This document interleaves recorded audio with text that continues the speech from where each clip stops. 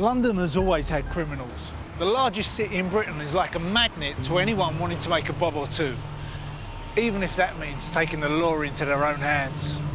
Since the 1900s, as many as 70 gangs have fought it out on London streets. Gun battles, knife crime, gang rivalries and alliances, robberies, protection and drug dealing. This city has seen them all. The most gang-infested district of London has been the East End. To some, a deviant area, one of physical and moral disorder. To others, it's both a kingdom and a goldmine. London has never bowed to one boss. As a city made up of many villages, it's always had many gangs. We're going to look at two gangs, past and present, both caught up in the urban battle for survival.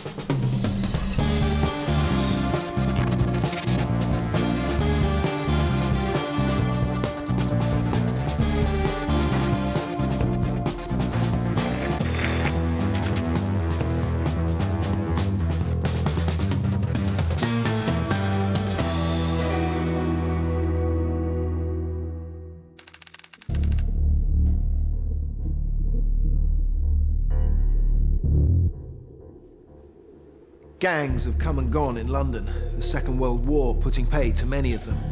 The Sabinis from Clerkenwell, a mob not unlike the mafia, flourished for almost 20 years, but by the 40s they were gone. The Elephant and Castle mob in the south endured into the 50s. But there was one gang which survived right up until the 1960s, and their origins go back to the 1800s. They were the Watney Streeters.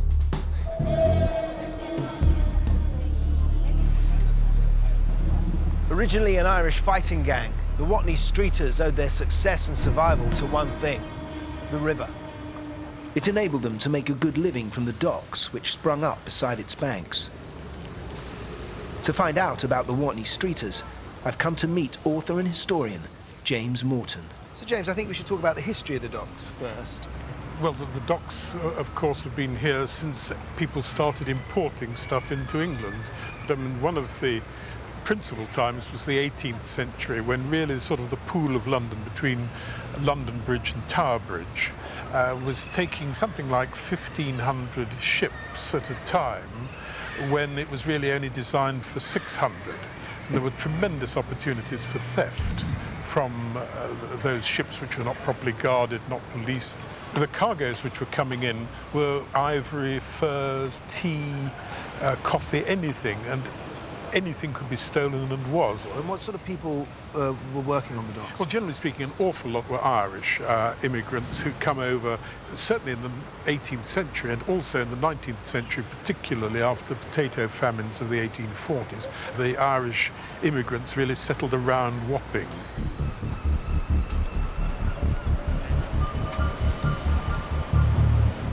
Somehow, there would have been lots of stealing going on from around the docks, and various small gangs and families who did those sort of things.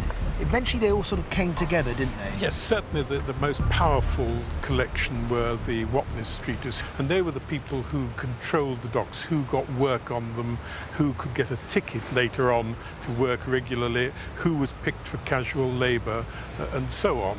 And they were, to a large extent, they were fighting gangs. So how did they make their money? Well, of course, they were paid a wage for a start, but there was, as with any docks, if you have a dock, you've got enormous opportunities for theft. The people who controlled the union could also decide who worked there, and so consequently, if you wanted to work on a dock, you had to pay money to the people running the docks. So what about if other gangs stole things? If other people stole things, then really it's the same as the Krays down the East End later. The Watney Streeters would expect to tax them. Perhaps if the property came to, I don't know, say £20, they'd want a fiver, that sort of thing. During 1919, 1,500 people were arrested for cargo poaching. The shipping police was formed to oversee cargoes being loaded and unloaded, but the stealing went on. Thieving from ships was almost customary. The theft of rum was prevalent. One method, known as sucking the monkey, was where they would siphon off the alcohol from the barrel using a hose. A second technique, called spiking the cask, involved simply drilling holes in the keg. and having extra long pockets sewn inside their trousers was a neat way of hiding any stolen goods from the day. During the First World War, pilfering was organised by the older dockers. They hired lads to do their dirty work. The boys could earn £4 a week, when a normal wage was only 12 shillings. To the streeters, it was more money for old rope.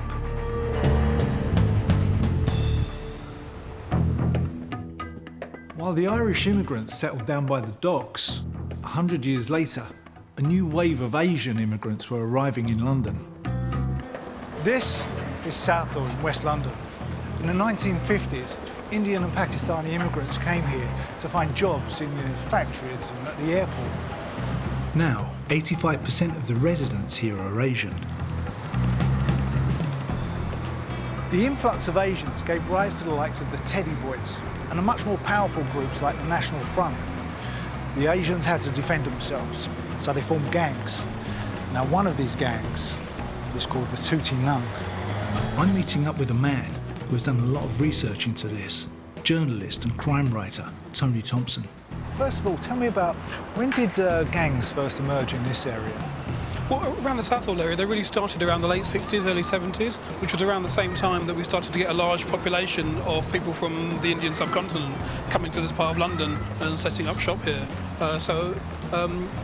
In the early days when they were being here, there was a lot of racism, a lot of people being attacked by sort of people like the National Front and so on. And they started to defend themselves by gathering together in vigilante gangs to defend themselves against the racists.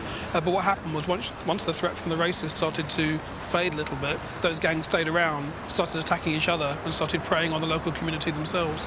What happened a lot of the time was that they would go to shop owners and local businesses and demand protection money, saying that they would help them to prevent being attacked by racists and so on and guard their properties. Yeah.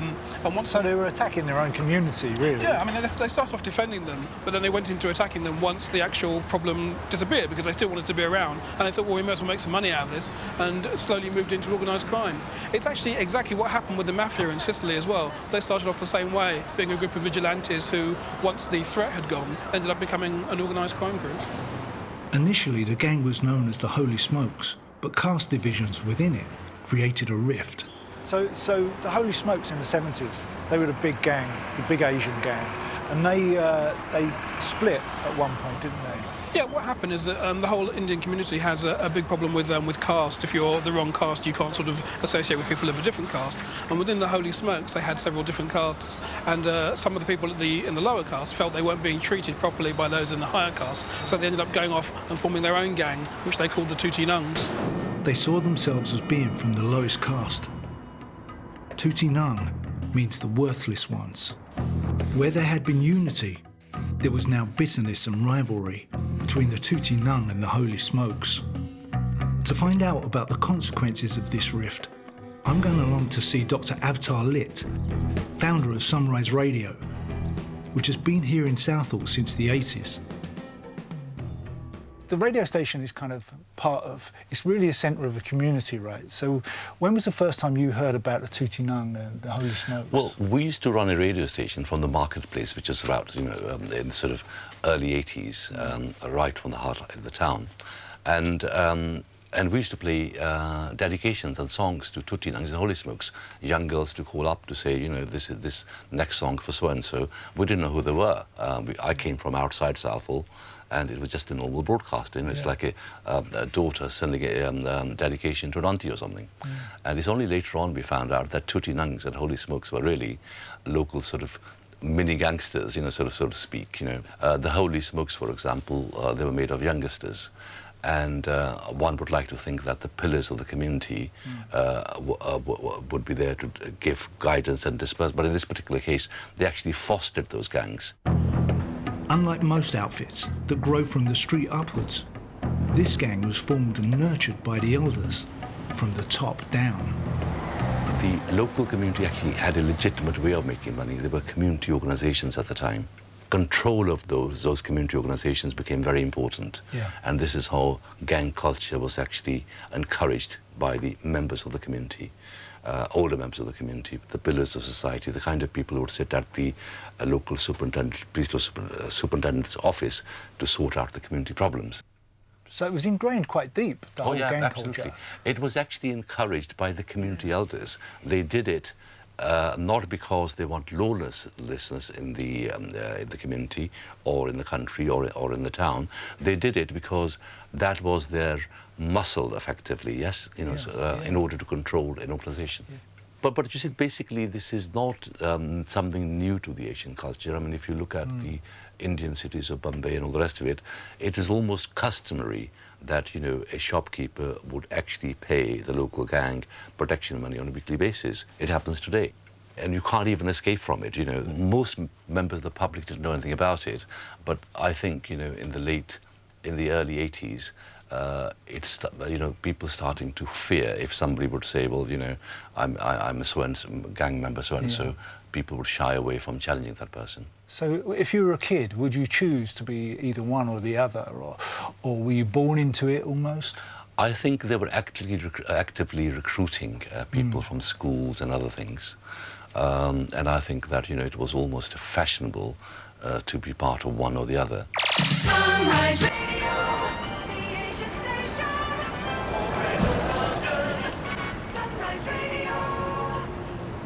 It only hit home to Avtar how threatening the gangs were when he realised their influence extended into his own news team. With the journalists so intimidated, they felt unable to even mention the gangs in their reporting.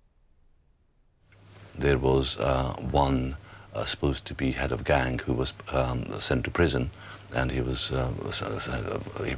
inside, and my news team actually refused to carry the story because the news team actually, they're all very famous journalists now, but 20 years ago they were beginners. They worked for local newspapers, they came to work for the local radio station, and I threatened to sack the entire news team simply because they had gone to school, local schools. They knew how the setup was far more than I did. And they said they weren't prepared to carry the news, although the man had been convicted, sent to prison. And they said they value their face a lot more than actually their jobs. Yeah. So they were really controlling the community with fear, in a way. Yes, it was. I think the fear. I think they probably did a lot less, but you know, the fear was far greater. But by the 1980s, the fighting between the two gangs became so violent and so public that everyone in Southall became aware of a serious gang problem. I want to know why it got so out of control. Despite the fact that they started off together within the same gang, once they split, they became mortal enemies. I think in some ways it gave them something to do by attacking one another. They'd be vicious battles, I mean, sort of like nothing that had ever been seen in the area before. But they'd be involving machetes and hammers and screwdrivers and all sorts of knives, and people would be often very badly hurt. But these were seen as a great source of pride for the gangs as to who would come off better. It was a bit like sort of the worst kind of football hooliganism, you know, these two mass gangs coming together in public and just brawling together. And it would happen on a regular basis. Were they out to kill each other, or...? I think the idea was never specifically to kill, it was always just to sort of win the fight. But some people did die occasionally. But it was more about people getting really badly injured and badly hurt as a result of the activities that were going on. The horrors of the street battles prompted ordinary residents to start coming forward, and gradually information began to seep out. The police set up a special squad to investigate. It was called Operation Shampoo. It would reveal an international organisation of more than 2,000 soldiers with interests in illegal immigration, extortion, fraud, violence, heroin dealing and armed robberies. Operation Shampoo was about to lift the lid off of organised crime in Southall. In the early part of the 20th century, London's East End was a patchwork of gangs. In Whitechapel, there were the Bessarabians, Russian Jews who went from fighting anti-Semitic violence to running protection rackets. To counter them, there were the Jewish vigilantes called the Odessians. The Blind Beggar Gang was a team of pickpockets from Bethnal Green. Street thugs formed into groups and called themselves the Titanics, the Hoxton Mob, or the Vendetta Mob. There were the Jamaican Eddie Mannings and a Japanese outfit called Ses Miyakawa running drug rings. And then, down beside the river, controlling some of the busiest docks in the world, were the Watney Streeters. Up until the late 40s, they were led by a man called Jimmy Fuller. And this was their manor, Watney Street in Wapping. I'm hoping that James can tell me something about the place. James, here we are on Watney Street. I mean, not quite how it would have been in the 20s. No, in those days it would be back-to-back, no indoor lavatories, sort of shed in the back garden, certainly no baths, nothing like that. But pubs and shops? Pubs and shops, certainly. I mean, turn of the 20th century, it would have had 100 shops and probably 100 stalls on a Sunday morning. And a strong Irish. And a very strong Irish neighbourhood. I mean, they all intermarried. A big Catholic community would intermarry. I mean, it's always said you never knew who your cousin was because of the intermarriage in those days, at the, as I say, turn of the century. And the Watney Streeters maintained a presence, certainly, throughout the 1920s. For example, they were used by a man called Arthur Harding, or so he says, to break up part of the general strike. How many people were in this gang? I don't know, it's a very loose, amorphous thing. I can't think it's a gang. I think that they were, generally speaking, a fighting community, and if you needed them, they would rally round you. If they weren't fighting themselves, they'd come and help out. Yeah, they were obviously fighters to hire. Big fighting gang, yes. There were several gangs that the Streeters had to fend off. One of them was the Sabinis, a mafia outfit from Clerkenwell. Certainly the story is that they one day ambushed the Sabinis, who came on a recce down here, I think, to deal with some bookmakers, and they found they'd walked into a trap. And the Watney Streeters allegedly, and this would be what, the middle 20s again, gave them a good hiding and sent them back to Clerkenwell. The Streeters had been going for over a century. They made a tidy income. They'd got through the war when others had fallen. They'd survived the loss of their leader, Jimmy Fuller. But now there will be two forces which would bring about their demise. The first of these was out of their control. It was quite simply progress.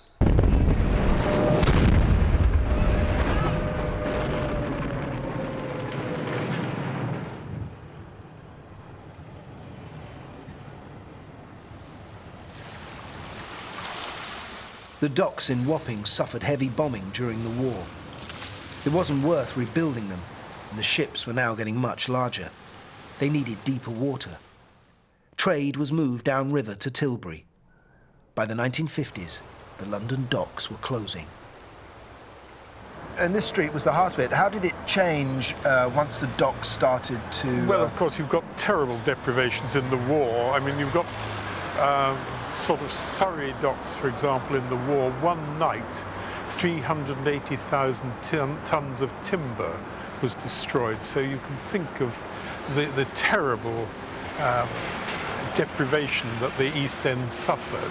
Yes. After the war, there's a sort of regrouping, but by the 1960s, you're getting container ships, and the London docks can't cope with them. They haven't got the depth to cope with them.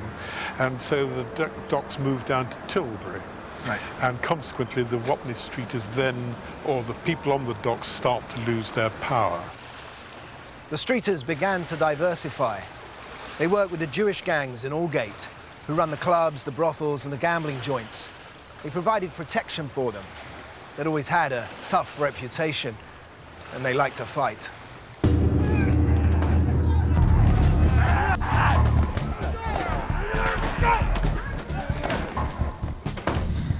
The Watney Streeters had always been enemies of Bethnal Green. They'd crossed the Sabinis a few times when they were in power there, but the Streeters had always managed to deal with them. Now they faced a new threat, which would eventually lead to their destruction: the Krays.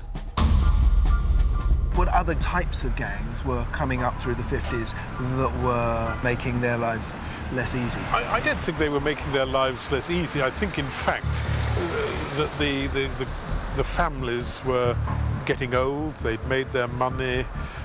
Some were moving out. For example, George Cornell, who was killed by Ronnie Kray, he married a girl from South London, went over South London. It just sort of generally drifted away. Right, but there was a sense that when the Krays came around, that the Krays and the Watney Streeters were going to meet. The Krays and the Watney Streeters were always going to clash sooner or later, without any doubt. By 1956, the twins were making serious money. They controlled an area from Bethnal Green east to Mile End, Stepney and Bow, and north to Hackney and Walthamstow. Within this area of 14 square miles, every gambling den, most of the pubs and many businesses, down to petty thieves, all paid their dues to the Krays. They were already known as the most dangerous mob in London. They would always be a threat to any surviving streeter. And it wasn't long before one of them, called Charlie, attracted their attention. Streeter Charlie would encounter the Krays on several occasions. He had a scam going with local post office drivers who would readdress parcels to places where he could collect them. Ronnie Kray, hearing of the potential of the post office scam, demanded 50% of the profits. Charlie was not forthcoming with any money. He became listed by Ronnie as someone he would soon have to deal with severely. Ronnie's violent hatred towards anyone coming into his manor would lead him in the autumn of 1956 to use a gun and shoot someone for the first time. One of the Whatley Streeters, a friend of his, has a run-in with a garage who sold him a dud car, and he creates a bit of difficulty with the vendor of the car, putting it absolutely neutrally. Ronnie won't have this, and he shot the man in the leg. He shot the docker in the leg. The garage was paying protection to the Krays at that point, I take it? Yes, that would be the way of putting it. I think Ronnie would always says it was a friend of his, but I have a horrid feeling that money was exchanged for the friendship. And do you think Ronnie did this because he wanted to show other gangs, the Whatley Streeters, of his power? Yes, but of course Ronnie was completely out of control anyway, even back then. And whereas another person would have just given him a bad beating or perhaps a cutting, Ronnie took it that one stage further. But it was these moments in Ronnie's career. These are defining moments. Where yes. he never had to be violent again. Once he fired those guns in those first few years in yes. his career, he could live off that. That's right. And anyway, eventually, just to show his power, he has a whip round in the East End, and the docker is bought a pub or a share in a pub. And it shows that really sort of the Lord giveth, the Lord taketh. It's a charity as well. But what happened? Did Ronnie get caught for this? There was an identification parade, and no one was picked out, surprisingly enough. Because legend has it that Reggie turned up that day. Reggie turned up and was going to say, if he was picked out, oh, I'm Reggie, and would foul up the identification parade anyway, but it never came to it. The fix was in.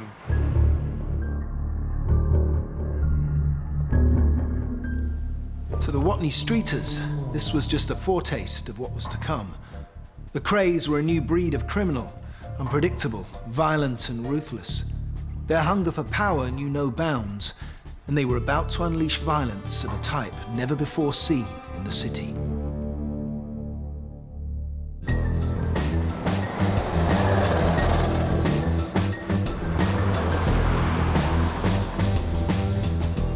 In Southall at the end of the 80s, there was another gang flexing its muscles, the Tuti Nun. They may not be so well known as the Krays, but they soon became every bit as powerful. One man who had been on the receiving end of their threats was a Greenford shopkeeper called Mirinda Palmer. Shortly after depositing his life savings of £20,000 into a local building society, two young Asian men walking into his shop asked him to come outside for what they said was a business proposition.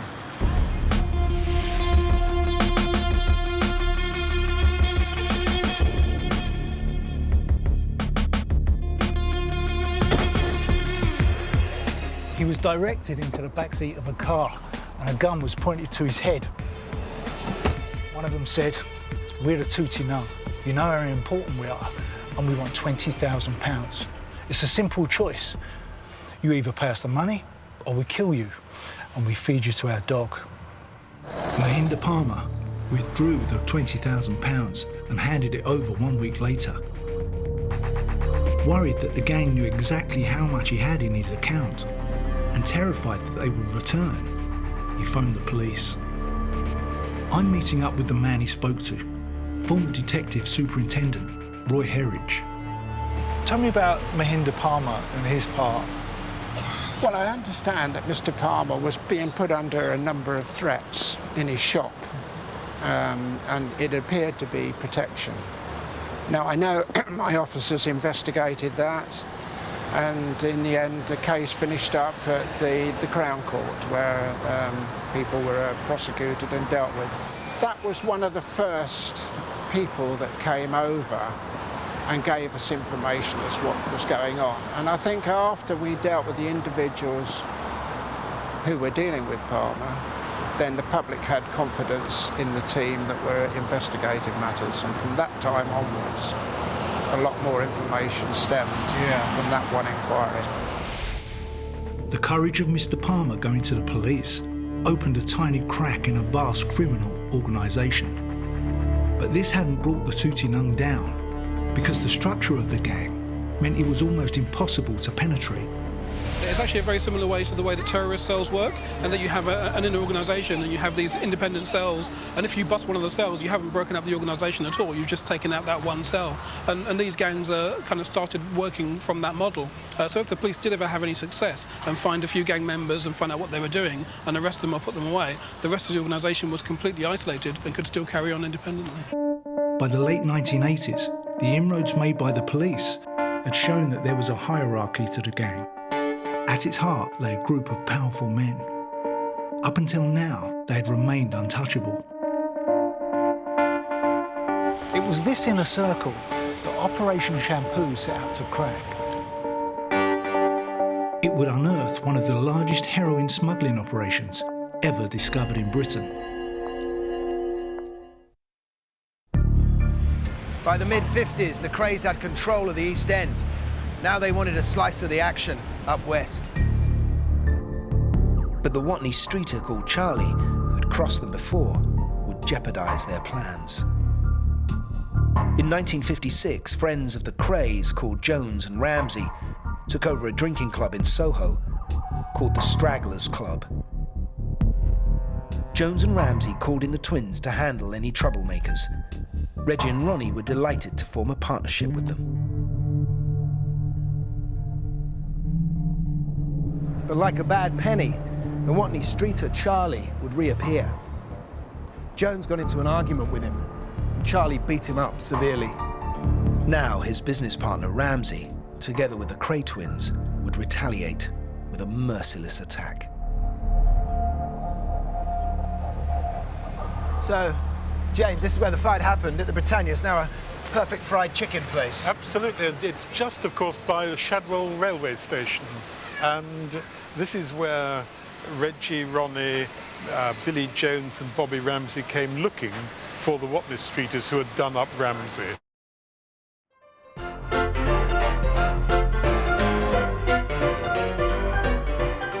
What happened was the streeters got wind that the Kray's mob was on its way. In the front was a fellow who got nothing to do with it, but was related to the streeters, a man called Terry Martin. Out the back go the Watney streeters, whom the Krays are really looking for. And there's poor old Terry Martin in front, left really more or less on his own. He's dragged out and given a stabbing with the bayonet.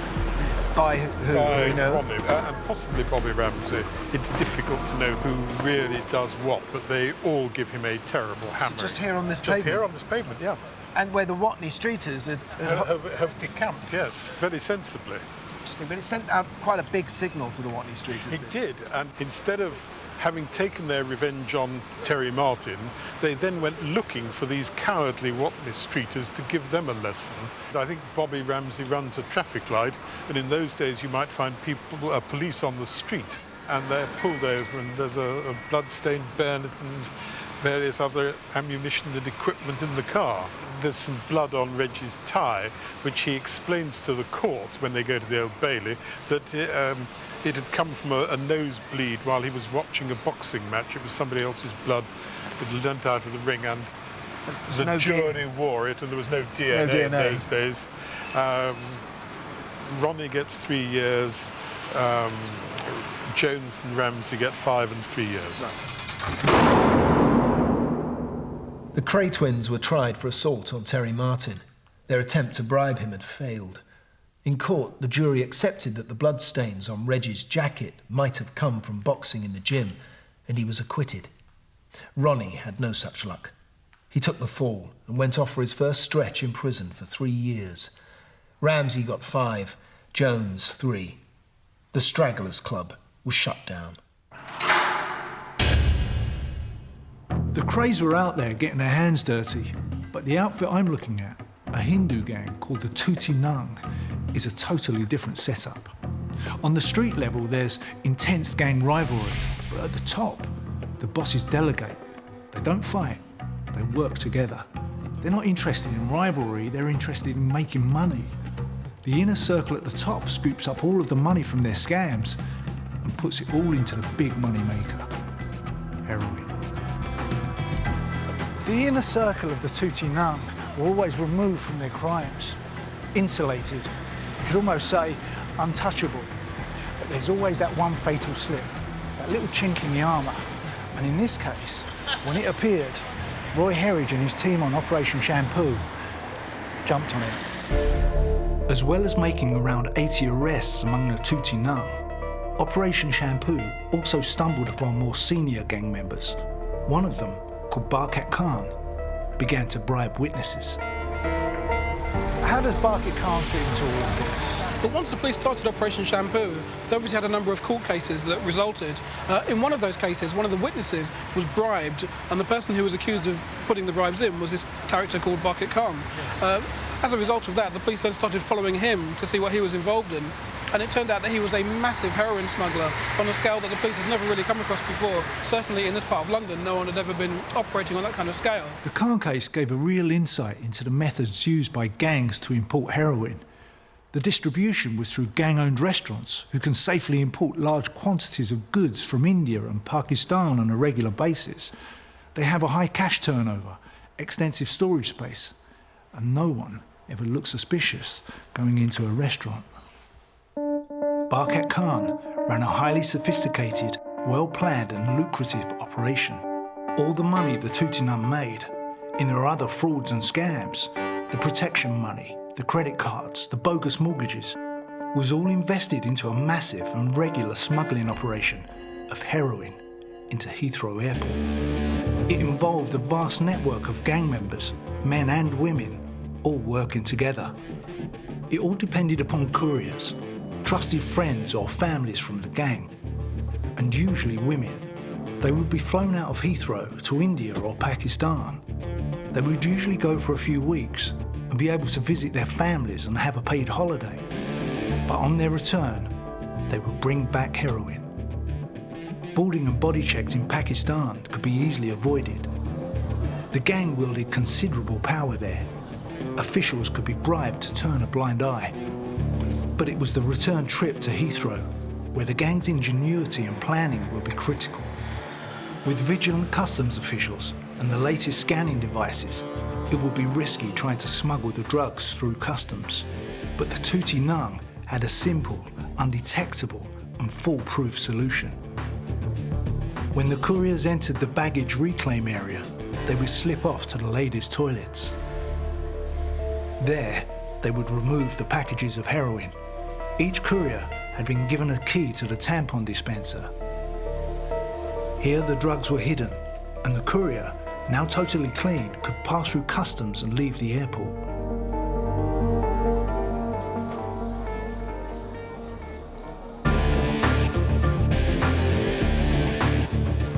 Now, there was just one more link in the operation. The gang had people employed at the airport as cleaners. As soon as the couriers had cleared, their job was now to move and pick up the drugs.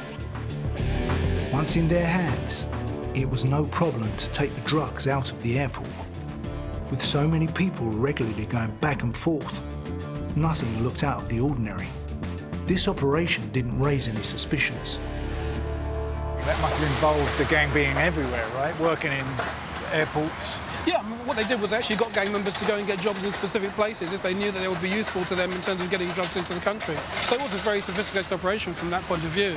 And police believe he was bringing in about 10 kilos of heroin a day. How much is that? It was about £100,000 a day, but they reckon it was operating for about 10 years before they discovered it. So we're talking millions and millions of pounds that his gang was making, all of which was coming into the UK as heroin and being spread out within this community and within the rest of London as well. The Tuti were bringing in 10 kilos a day, worth £100,000. They did this for 10 years. That's £365 million. That's the proceeds of all those bank cards and PIN numbers that went missing in the post, all those bogus mortgages and insurance scams, all those threatened shopkeepers, all collected up and invested in drug trafficking. The tentacles of this operation stretch into every corner of everyday life, creating misery for every person they touch. On November the 5th, 1956, Ronnie Kray entered Wandsworth Prison to start a 3-year sentence. During that time, he was moved to Parkhurst on the Isle of Wight and also the psychiatric wing of Winchester Prison. By his release in spring 1959, he would be certified insane. But 3 years away hadn't erased Ronnie's memory. He hadn't forgotten the culprits who he'd wanted to hunt down the night he was caught. The Watney Streeters. And so the legend goes. In spring 1959, Ronnie and Reggie and the rest of the firm came down here to the London Hospital Tavern. Inside drinking were the Watney Streeters. This time there will be no escape. Ronnie and the firm stormed in, and the beating they gave the Watney Streeters was severe. The following day, the newspapers described it as the worst gang fight in the East End for years. Not long after that, the leader of the Streeters asked Reggie for a job. It was the end of the Watney Streeters. But they lived on as individuals, many of them joining rival gangs. And I think that the Maltese who are coming into the area at the time, sort of the Commercial Road and so on, running clubs and spielers and indeed running girls, they are starting to pay money to what's left of the Watney Streeters, who in turn are paying it to the Krays. And they're all moving out now of the area. The docks Yes. are diminishing. The docks are now... And they're older. The 60s are gone, yes. They've made their money, they're going respectable. They're moving out of Dockland, out to Essex, to Basildon, Romford, places like that. But there would be one more murder. The final nail to be hammered into the Watney Streeters' coffin. And eventually Ronnie kills one of the Watney Streeters, and George Cornell. Yes. Now, George Cornell has moved. He's one of the ones who's actually gone over to South London and aligned himself with the Richardsons. Cornell comes over to meet a man whom actually it was suggested Ronnie had shot as well. He comes over to visit him in hospital and thinks he'll have a drink presumably out of bravado and sheer folly in the Blind Beggar in the Mile End Road. Yeah. And that is when Ronnie gets wind of this, decides who's going to be shown to be the master of the East End, and goes in, and in front of really only the barmaid and one other elderly man, pulls the trigger on Cornell. Here at the Blind Beggar pub in 1968, Ronnie shot George Cornell, a man who'd once been a Watney Streeter. And the rest, as they say, is history. The Watney Streeters were never seen again.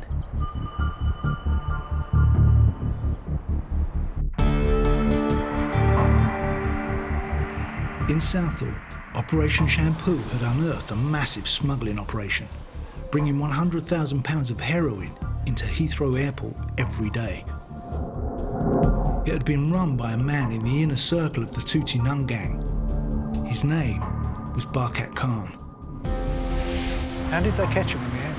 They caught him because they found out about him from the bribe that he tried to make for the witness. Once they started following him, they realised what was going on. I mean, Barkat Khan's problem was that he didn't like delegating stuff, so he was always very hands-on. He was always there to supervise what was going on. So when the police started following him, it was immediately obvious what he was involved in, and he got a long sentence as a result. The police operation in Southall had taken the lid off a massive crime organisation. Khan was convicted of attempting to import heroin. he got 4 years. By 1989, prominent members of the Tuti had become exposed, and more local residents came forward with information to rid gangs from the neighbourhood and from the lives of their children. Well, I think really a lot of the parents wanted their children to be dealt with in order, because they are a very, very law-abiding society in normal life, but these youngsters seem to move away from that society and become gang members. And the parents, a lot of parents came forward to help us. What happened to Shampoo in the end? Well, in Operation Shampoo finished just before I retired, actually. And I think really at that stage we'd come to a virtual end of our inquiry. I think we dealt with the major part of the Tuti nuns and holy smokes, and I think if you speak to the community now, those individuals have been dealt with as far as the law is concerned and have come out and have very happy, straightforward families now and have good businesses. So how many in the end were put into prison? I think about 40 people overall were put to prison, and overall I think we dealt with about 80 individuals overall, yeah. Today, Avtar Lip believes that most youngsters have other aspirations. He thinks they now look towards building careers rather than joining gangs.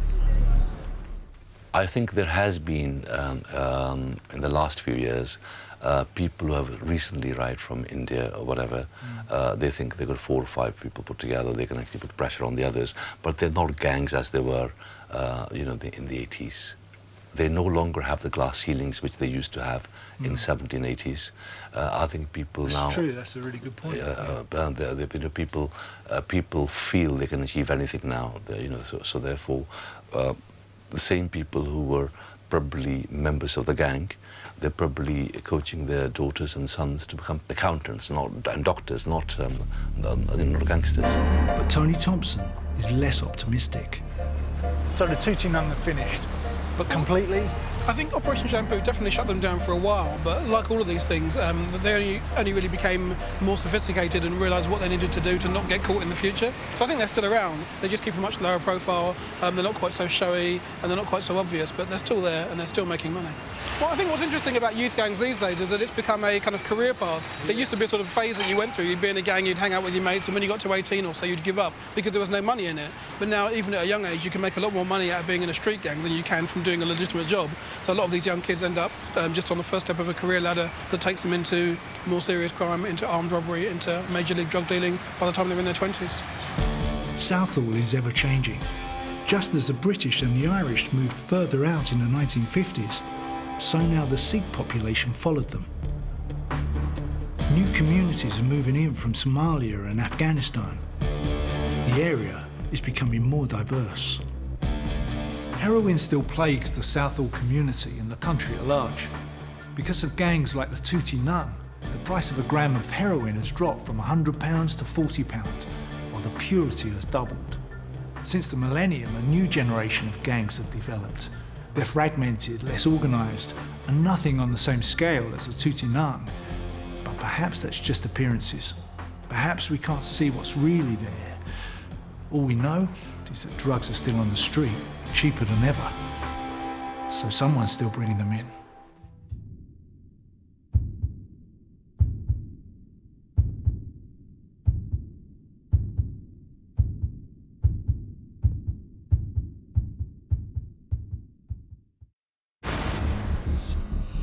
November 1990, Reigate, Surrey.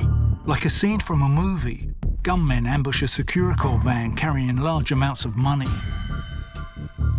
But the police are one step ahead and about to crack the biggest South London crime family since the Richardsons.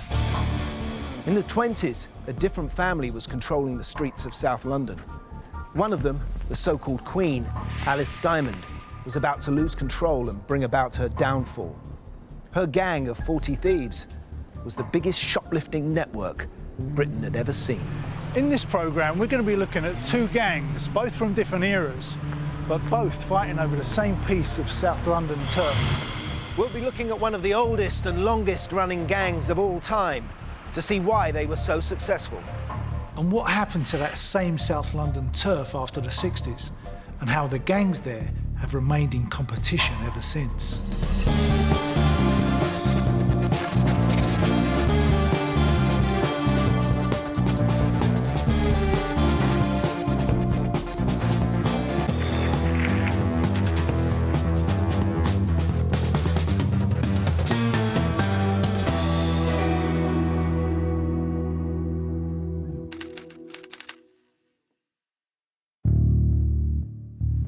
We've all heard the stories of the Krays and the Richardsons, gangs who ran the streets of London in the 50s and 60s. But who came next? Who filled the void? One gang who came to prominence was certain members of a Turkish Cypriot family from South East London. They were four brothers, Bakir, Mehmet, Dennis and Dogan, known as the Kings of the Old Kent Road, and their name, the Arifs. I'm meeting up with crime writer and historian Wensley Clarkson. I want to find out who the Arifs took over from in South London. Where we're sitting today, this used to be Richardson area. This was all the Richardson Manor, right the way up to the Thames. I mean, they really ruled it. Yeah, every pub along the Old Kent Road and in the back streets, they had a say in how it was run. Yeah. There were a wonderful array of drinking clubs, Spielers, if you go back even further to the late 50s, early 60s. And the Richardsons used that network of pubs to gain a lot of power in the area. And that was the key to the power when it came to families, especially in the 60s. But I think as far as the Richardsons were concerned, they thought they were kings of the world. As far as they were concerned, south of the river was theirs. No one could touch them. They'd have a few little crossovers with the Krays. Did they ever come down here, the Krays? The Krays occasionally did come down here, and then it was bedlam. There was a shootout at Mr. Smith's that was partly connected to the Krays, and there were other small pockets of trouble. But overall, the demarcation line, which was the river, was abided by. The Krays were up here in North London. The Richardsons down here in the south. And when they'd gone, we have the Arifs. After the Richardsons were in prison, there was a void. There were no immediate successors. The Richardsons weren't old enough to have children who were adults. Other families held back for whatever reason, I don't know. But that pocket, that void, enabled a number of much more ruthless criminals to come onto the scene, particularly the four brothers who'd come over to South London from northern Cyprus during the 60s and early 70s, and they were determined to make their mark. This used to be their patch. They brought up pubs, clubs and restaurants. Between them, they also made their money from armed robberies and drug trafficking. They had amazing contacts in Turkey, which was part of the heroin trail from India. How else did they make money then? Besides heroin, some of the Arifs stepped into the robbery game with a vengeance. To begin with, they worked with some of the likely lads who actually were born and bred in South London, classic criminals, some of whom were related to or friends of the great train robbers. And some of the Arifs, they started to hit money in transit. In other words, money that was being transferred from banks. They shocked a lot of the old-time villains here because of the nature of the way they went about their business. Despite their new criminal status, the Arif brothers began modestly. After running a cafe off the Deptford Broadway, they went on to amass a string of legitimate businesses, such as jewellers, pubs, bodybuilding gyms, and a nightclub called the Connoisseur on the Old Kent Road. Through their crimes, they made so much money that many years later, in 1990, the Arifs held a wedding reception at the Savoy, costing £30,000. Many of the other crime families attended. By this time, the Arif brothers were thought to be the single most powerful criminal gang in South London. But if you go back 70 years to the 1920s, the area around Elephant and Castle was the turf of another gang, the Elephant Boys. By the 1920s, the Elephant and Castle gang, the Elephant Boys, or just the Elephant, were already 100 years old. Their members were smash and grab artists, burglars, fences and thugs. They were dapper and intelligent, and regarded with a grudging respect by the police. I've come to meet Brian MacDonald, historian and author of Elephant Boys. So, Brian, you got a personal connection with the Elephant and Castle gang? Yes, I mean, through my uncles, who were sort of leaders of the Elephant Castle leading up to World War I. They were bookmakers and sort of tough guys and villains and smart Alex, that sort of family. My uncle Wag, who was the leader of the Elephant Boys, had a string of bookmakers' pitches, which were illegal in those days. And if you wanted to be a bookmaker in South East London, you had to rent a pitch from him. It was a close-knit thing. And membership was handed down from family to family so that, you know, children followed their fathers into the community. So how many people would be in this gang? They were in the sort of gangs within a gang. You know, the Elephant Castle gang was one sort of great community, but you had warehouse thieves, smash and grab, and they all knew each other, you know, but they all did different sort of specialties. And did other gangs in other parts of London sort of hire out these guys? Yes, I mean, I think certainly at one time they hired out the muscle. In the 50s, when I was a lad, I mean, they supported gangsters like Jack Spot, who was the premier gangster in London. You would have people in the gang who were good fighters. You would have to have, you know, to do some of the things that you were doing. George Cornish, who was a detective at the time, said of the Elephant and Castle gang that they were smart, well-dressed, well-educated, aristocrats of crime. Really? But there was another branch of the Elephant gang, comprised of wives, daughters and girlfriends. An entire girl gang known as the 40 Thieves. This girl gang within the Elephant and Castle gang, how did that come about? They would first, in the early stages, they would carry burglars' tools for the men, you know, because if a man got caught, he didn't want to have these things found on him, so the girls would do that. They were also pickpockets, I think, some of them. I think it was with the early movies that come out and the Flapper Society and watching films in the 1910s, 1920s of America and things like that. They want to be like it. And what do you get if you haven't got much money? You go out and you steal. So they would target West End shops and other shopping centres, and they would dress themselves up in these wonderful clothes. But one of the 40 Thieves gained a formidable reputation. She was racy, she was stylish, and she was tough. Her name was Alice Diamond. Born in Southall in 1886, Alice was the daughter of criminals. Her father had once pushed the head of the Lord Mayor's son through a plate glass window. By the age of 17, Alice had a criminal record for stealing from a hat shop in Oxford Street. Alice Diamond was born in Lambeth Workhouse Infirmary. When you read the history of it, it's more like a mortuary, the way they describe it, with stone cold tables and things like that. So she didn't come into the world in the most pleasant circumstances. Right. And sometime during World War I, she was arrested for using another girl's card in a munitions factory. So she went in under a false identity. Why would she do that? Well, I would think probably to get explosives, because at this time the process of blowing up safes was growing in London. It was something that had been introduced from America. American gangsters coming over here said, well, you're still opening safes with a tin opener sort of thing. No, this is what we use, gelignite, you know. So what kind of woman was Alice Diamond to become the queen of this bunch? Well, I think principally she must have been a good organiser. She would... There were thieves before, but when she came on the scene, she organised them into cells, so that there was 4 or 5 girls to a cell. They would target one shop, or they would hit the high street with 3 or 4 shops at a time. Detective Cornish described them as the cleverest of thieves. He said that there was nothing like them at all, you know, and they could walk into a shop and they could literally strip it. And Alice and her elephants were every bit as tough as the men. They said her punch was as strong as a man's, and the diamond rings covering her fingers caused maximum damage. Under Alice Diamond's reign, the gang prospered. She masterminded the largest shoplifting operation ever seen in this country. But it wouldn't be robbery that would be her downfall. By the late 80s, the 4 Arif brothers, Bakir, Mehmet, Dennis and Dogan, were the #1 crime family in South London.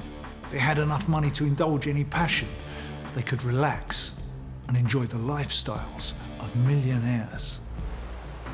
Dogan had funded and managed his own football team. Fisher Athletic nearly made it into the 4th division, but that was their only indulgence. The Arif brothers kept grafting. In 1993, Dogan was convicted of being knowingly concerned in the fraudulent evasion of the prohibition of cannabis. The smuggling operation involved the shipment of 2.5 tons of cannabis with a street value in the United Kingdom of some £8.5 million. Like all big outfits, the further the Arifs distanced themselves from their operations, the less likely they were to be caught. But they were an old-fashioned gang at heart. They liked to get their hands dirty. It was more of a matter of honour, and it told everyone else on the manor just who was in charge. The police didn't want another powerful crime family taking root in South London. So they set up a special squad with the sole purpose of targeting the Arifs. It was only a matter of time. In the 80s, the Arifs were kings. They were running everything. They seemed to be getting away with everything. Even when they got nicked, they got off. Yeah, they really were becoming legendary figures.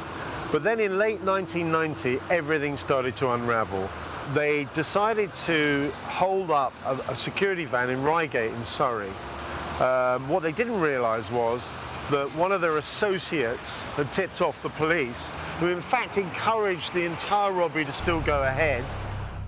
On the 27th of November, 2 of the gang set off. They tracked the Securicorps van on its way to Reigate. The van was carrying large amounts of money to branches of Barclays Bank. Mehmet and Dennis Arif were on the job themselves, along with Dennis's brother-in-law and a hardened armed robber called Kenny Baker. They all tooled up with an assortment of guns. But unknown to them, the police were all on red alert. The Securicorps van had become the bait, and the Arifs the catch. In the centre of Reigate, the Securicorps van pulled over and came to a halt. The security van has stopped. The man and woman security guard have got out to go and get a coffee, and the Arifs and their friends swoop, and they swoop with a vengeance.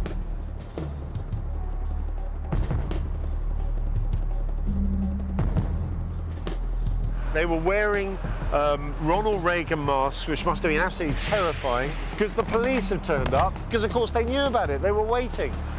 They were there planning to nick them all. This was in commuter belt town south of London. The police are not going to let go. They're going to get this mob if whatever happens. Yeah. And unfortunately, one of the other robbers, Baker, was shot dead.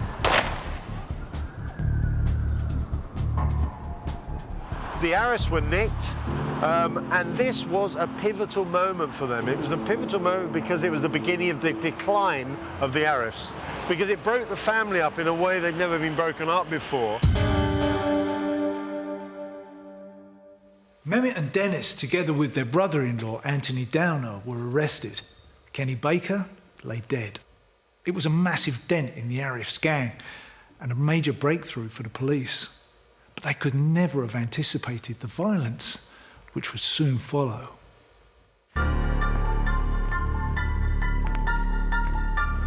Alice Diamond was no stranger to violence. Standing at 5'8", she was tall for the 1920s, and her diamond-studded fist could punch harder than a man's. Her all-girl gang, the 40 Thieves, were the most successful shoplifting operation ever. I've come to meet historian and author Lorraine Gammon. Her book, Gone Shopping, studies one of Diamond Annie's apprentices, Shirley Pitts. We're standing outside of one of their theatres of operation, just off Oxford Street. How did you get to find out about the 40 Thieves? Well, what happened, I took down the life story of a professional thief. Nice to meet her here to take down, you know, chapters of in her life. And it turns out that she was trained, if you can use that word, by Alice Diamond. I think that what happened was that Shirley, you know, she was only 12, her dad had bought outfits for her, and they weren't right. And Alice offered to take her out shoplifting to get the right fit. And Shirley was just so impressed. Evidently, she was a very striking woman. You know, she had big fur coats, big hair, big makeup. And after the war... This is Alice. This is Alice, about 1947. You know, things were very dull. So I think Shirley was, you know, thrilled to be taken out by Alice and taught the trade. But tell me about Alice. What do you know about her? What kind of a character was she in the 20s? And why did she become queen of the 40 Thieves? Well, I think what happened is she was from a crime family, and so you have to remember that poverty was part of the motivation. Like, there wasn't a welfare state, people were poor, and they looked to find ways to make money. And shoplifting was something that Alice could do, and she had all the connections to make it work. So she could sell the clothes she stole, she could get lots of people to go with her and work with her. Right. And she was quite a forceful person, I gather. I do think that what was really interesting, they were like the first Avon ladies. They had these networks, and they just sold crooked gear, not cosmetics, you know. And they networked through their friends and relatives, through the women, actually. So the guys might have turned up in the pub and made the deal with Alice. Once she'd gone to meet, you know, the wives and girlfriends, then they had a network set up, almost. So if you have a gang who are going out every day, I mean, the amounts are staggering, really, what a very small group of prolific offenders can actually steal. And I think what is interesting and somewhat exciting about this gang is that they're not stealing to make money to buy drugs or anything. They are stealing to look more glamorous and to live better and to maybe raise their social status. I think that's absolutely right. With Shirley's account, you know, she talked about seeing for the first time the toilets in Selfridges. You know, there she is in her schoolgirl's outfit with, you know, straw bloater as a decoy so the 40 Thieves can try clothes on her. And she finally goes to the toilet and she said it was wonderful. It was all glass and beautiful soap, and she wanted to live like that. So, yeah, they were aspirational, absolutely. Just like Fagin, you know, corrupted a network, Alice was able to do that too, but she was very organised. And I think that we shouldn't underestimate the way she managed to mobilise them, almost like a female general, sort of getting them on time, getting them in the car, making sure the boot was packed to sufficient amounts. Right. The Elephant Boys saw her as the perfect candidate to lead their female army of shoplifters. In 1916, aged 20, Alice Diamond became queen of the 40 Thieves and would transform them. Dressed in specially tailored clothes complete with hidden pockets, Diamond and her crew raided some of the West End's biggest stores: Debenhams, D.H. Evans, Selfridges and Whiteley's. Diamond's girls dressed smart. They never wore any stolen goods, and they gave the impression they were cut from finer cloth. But underneath their glamorous outfits were hidden surprises. Their jackets had deep inside pockets to contain plundered goods. Tailored cummerbunds, muffs, skirts, and even hats sewn with hidden pockets. One key innovation was to wear extra voluminous knickers to hide their ill-gotten gains. And they had a name for the knickers, didn't they? Yeah, they were called hoisting knickers, like from to hoist. And so that's how they got the name the Oysters. But that's what I like, because hoister becomes oyster if you drop the H. The oyster knickers is great. I love that. I'm sure we could make them now. They like to steal small, exclusive things. Then there was lingerie, silk, designer clothes, furs, leather goods. It all just vanished. How would they do a raid on, say, one of the shops here? Well, what would happen? They'd arrive probably by car and park somewhere sneaky. And the car was very important. It needed a big boot so they could go backwards and forwards and load up. And they would all carry identical type bags and gradually go in the shops one by one. The first two would start loading the gear. The next person to come in would swap the bag and take the others out. And so there's only one chance of one person being arrested, while the others gradually moved around them. And sometimes they'd create a distraction, so they'd pretend to faint or if they were taken ill, and then cause a big havoc in the store. And so people were looking at the wrong thing. But actually, a lot of the technique was about rolling the stuff very small and packing it in. And you have to remember, nowadays we have very different types of technology. We have CCTV, we have all sorts of detection networks. Then it was a free-for-all. And so the women were very good at, you know, in smaller places, crowding the play. So if it was the bag section of Selfridges, if you've got 14 people in there and only 2 are stealing, that's quite a nice distraction. That's why they were called the 40 Thieves, because there was a lot of them. But it wasn't robbery that would be Alice's downfall. In 1925, she took her gang to carry out a brutal attack on a male gang member she'd fallen out with. And this time, events would overtake her. 27th of November 1990, a gang, including Dennis and Mehmet Arif, had ambushed a Securicorps van that had pulled up on a garage forecourt in Reigate, Surrey. But the police had ambushed them, arresting 3 of the gang and leaving one of them, Kenny Baker, dead. Mehmet Arif pleaded guilty. Dennis and Mehmet were jailed for many years. The Arifs looked weakened, but then fractions between other rival gangs, the Brindles and the Dailies, and involving another member of the Arif family, began. The first incident kicked off in August 1990, when 2 associates of the Brindles threatened rival John Daly in the Queen Elizabeth pub in Walworth. Now the Arifs joined in. They now set upon the Brindles. Cousin of Dogan Arif, drug dealer known as Turkish Abbey, lured a friend of the Brindles into a club basement and shot him. The tit-for-tat killings went on. Turkish Abbey became the next target. In March 1991, he walked with his bull terrier into the William Hill betting shop in Walworth. A gunman was waiting for him. The gunman then squeezed off 2 rounds from his 9mm Browning. Abbey pleaded with him not to kill him.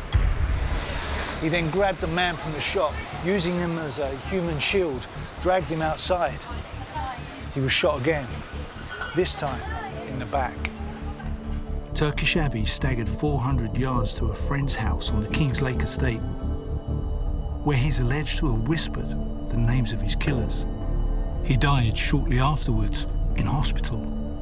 Abbey was like a son to the head of the Arif family. Revenge would be swift. Shortly afterwards, a well-known face was shot at the Arifs Connoisseur Club. He refused to say who had shot him, and apparently, even while he was in hospital, as he spewed up the bullet that had grounded him, he re-swallowed it to prevent any forensic tests. Such was the fear that the Arifs spread across the manor. The police now moved in on Bakir Arif, the Duke. They believed Bakir's business was a front to supply heroin, and at last they had the evidence. In 1999, tape conversations and photographs from their surveillance brought about a conviction of conspiracy to supply heroin worth £12 million. Bakir Arif, then 46 years old, was given 23 years.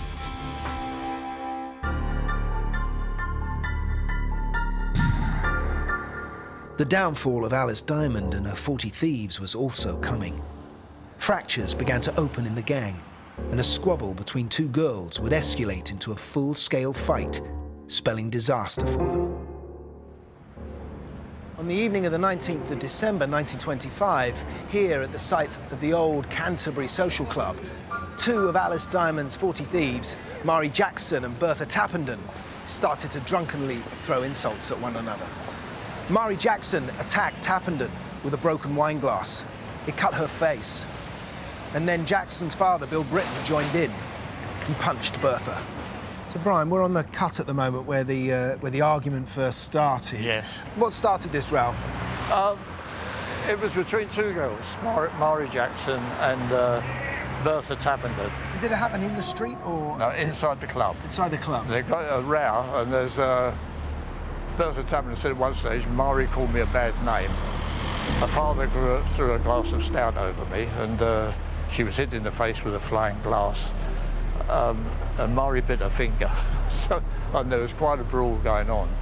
But this doesn't seem the sort of split or brawl that would lead to such a riot. There must have been something else going on. There must be something else there. I mean, the girls all knew each other, and they all had, where they had convictions, many of them were linked together through their convictions, so they were all part of the same group. Because what made the Elephant Gang so strong was the fact that there were so many of them, and they were such a tight-knitted group. That's right. It was fairly unusual, that sort of trouble amongst themselves. They usually would have fights with other people in other communities, but not amongst themselves. But this certainly led to Alice's downfall, really, didn't it? Well, it did, because the things simmered, and it was a few nights later back in the same club when the girls were drinking all night up till about midnight, and then they left. And then when they left with some of the men, they gathered up bottles and glasses and anything they could lay their hands on, and started to march along the cut towards where Murray Jackson and her family lived.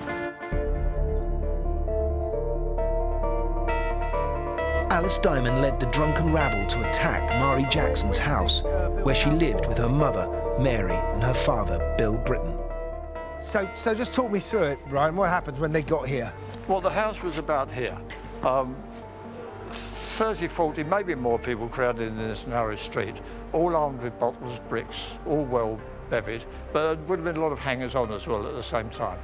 But the house disintegrated in a way. All of the windows were smashed. Murray Jackson was asleep upstairs and said she was awoken by gunshots. Oh. She heard pistol shots. Just her family living in this house? Just her family living on the 2 stories. The gang broke open the door, and Bill Britton and his wife Mary were on the other side of the door trying to keep it shut. And who led the gang? Well, was it Alice? Alice Diamond and Maggie Hughes and Gertrude Scully, yes. And I think it was the men that were trying to force the door open. And Britton was the other side and his wife trying to keep it shut. Well, they couldn't. I mean, the crowd just barged in and got inside. Bill Britton ran upstairs. I mean, he was chased from room to room, and he was being slashed at with knives and maybe razors. His face was badly cut. His son, who was only 15 years of age, intervened, and he was knocked down. And they had life preservers, didn't they? They had life preservers. I mean, so called, of course, because they knocked somebody out without killing them. So it was called a life preserver. Could be a rubber cosh, it could be anything. It was usually a chair leg or something like that. It could be anything, or something they'd taken from the pub. The target seems to have been Bill Britton. That's who they were after. Murray tried to rescue her father, one of the men, which was George Hughes, who was the brother-in-law of Maggie Hughes, had a gun, and he pointed it in her face and she collapsed. How did it come to an end? Well, the police were beginning to arrive. Bill Britton apparently had come out of the house or been led out of the house. His face was a mass of blood. It required 25 stitches or more to repair the damage. What about Alice? Alice got away. They all got away, but Murray Jackson gave names of people who were involved to the police. And was there a sense with this that the 40 thieves had been brought down? Yes, I mean, the police believed that they had cracked the gang at that time. They'd arrested Alice Diamond, who was definitely the queen of the 40 thieves at that time, and Maggie Hughes, who was a prolific thief and one of the leaders of the gang, and others. Alice Diamond, 28, of 99 Hales Buildings, Elephant and Castle, along with 8 others, appeared in court. The prosecution stated that only the intervention of the police prevented the 9 accused from being charged with murder. The future of the 40 thieves now hung in the balance. By the year 2000, 3 of the Arif gang were in jail. Berkir, the Duke, for 23 years for trying to flood the streets with heroin. Mehmet and Dennis, only halfway through their sentences for the security van raid in 1990. But even inside Parkhurst, the Arif brothers still wielded their power.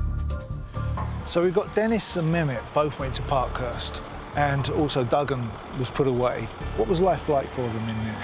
Well, Dennis and Mehmet, when they got to Parkhurst, a new world opened up for them, in a sense.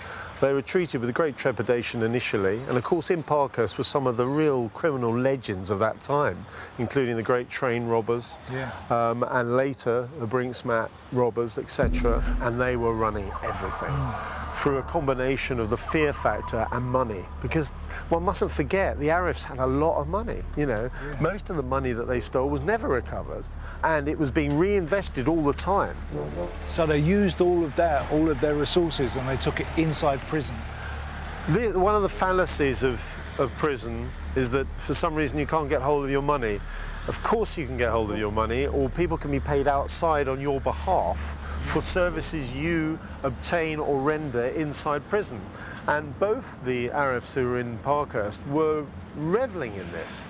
I'm not saying that any of these staff members at Parkhurst were doing anything wrong, but the power and influence of the Arifs spread its tentacles across the whole block and probably throughout the whole of Parkhurst. Everyone knew they had money. They'd reinvested a lot of the money they got from drugs and robbery into legitimate businesses. So they were wealthy. And when people know you got money in prison, you can get what you want. Alice Diamond and some of her elephants would soon have their own taste of prison. In court, they all pleaded not guilty. Alice Diamond claimed she was with her married sister all day on the night in question. Her father supported her alibi. But Alice and many of the 40 thieves were sentenced to 18 months in prison with hard labour. We know what happened to Alice. We know how, after the riot, that she was in prison for a while, but then she came back out and continued with the 40 Thieves. What happened to really break that network up? Well, I think that, you know, after the post-war period, there were different opportunities, and the sort of bombed housing situation meant lots of people moved away. And I suppose the criminal networks continued, but they weren't all located in the same place, because most of them wanted better bathrooms and wanted to go to the new housings that would offer in different places. After the Second World War, with its most notorious members either dead or imprisoned, the influence of the elephants and the 40 Thieves was wearing thin. Security in department stores had been improved, shoplifting became riskier, gentrification saw an end to the gangsters' stomping grounds. Remaining gang members moved out to the suburbs. It was the end of an era. But another would soon begin. A new age of gangs was just around the corner. Alice Diamond passed on her skills to create the next generation of thieves. Alice Diamond tutored Shirley Pitts, the up-and-coming future queen of the 40 Thieves, who was the queen in the 1950s. Shirley Pitts? Shirley Pitts, who was a descendant from the Pitts family, who were one of the sort of gangs involved around the Elephant Castle. What happened to Alice? Alice died in about 1952. Respectably? Yes, she died in Lambeth, but according to one of her family, she'd lost the use of both arms. Her sister died from multiple sclerosis. I don't know if that runs in families, but it's quite possible that Alice had that at that time. What a thing for a shoplifter to lose. It's ironic, yeah. Yeah. So although Alice Diamond had gone, her skills lived on, with the new leader of the gang, Shirley Pitts. She started off by playing the part of an innocent schoolgirl. They told her not to speak, but they get her in a perfect, you know, private schoolgirl's uniform with straw bloater. And the point was to march her around and pretend to try on dresses against her. And as they put the hanger against her, that concealed their hands. And they were loading the bag up, and they would be teasing her and, you know, cajoling her to wear these things. So I imagine that they had voices they could use. These are great actresses. Oh, absolutely, and Shirley always could do the Maven. And she described Alice as having plenty of guyver. Do you know that phrase? No. Well, guyver is about having a lot of front and being very plucky, being sort of not scared. And she loved that they had the guyver, and I think she emulated that in her own career. When Shirley died, I mean, because things had moved on, she was buried in a frock that they'd stolen from Harrods. And the flowers on the side of the hearse that went past had gone shopping. I mean, that's priceless.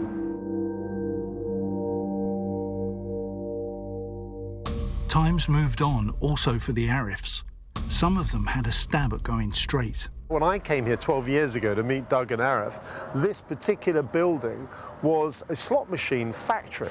I mean, they're not called one-armed bandits for nothing. And it was a thriving business. There were loads of people working here when I came in here. Doug took me into his office. It was beautifully furnished. He was smoking a cigar. He seemed like a man without a problem in the world. But what's interesting is that it's still here, the building. But more interesting than all of that was Duggan was very proud of the fact there was no cul-de-sac sign at the end of the road telling you it was a dead end. I noticed that as we drove in. Yeah, he loved that. He used to say people would drive down here and they didn't even realise it was a dead end, and that was the way he liked it, because it meant he had them trapped. So what about now? Are they around still, or has it all gone quiet? They're all out of prison now. It hasn't gone quiet in the real sense, but they've reinvested a lot of their funds into other businesses. Two of them at least are now based back in northern Cyprus, where the family came from originally, and they've even dipped their toes into things such as timeshare resorts in northern Cyprus, and they have very strong connections still and businesses on the mainland of Turkey. There's no doubt that beneath the surface, just round here, they have some influence, Yeah. but it's nowhere near the level it used to be. It's incredible to think that just 30 to 40 years ago, there were vast areas of London controlled by 4 brothers. Yeah. And now we're talking about little satellite criminal gangs operating in streets, just streets alone, not even boroughs.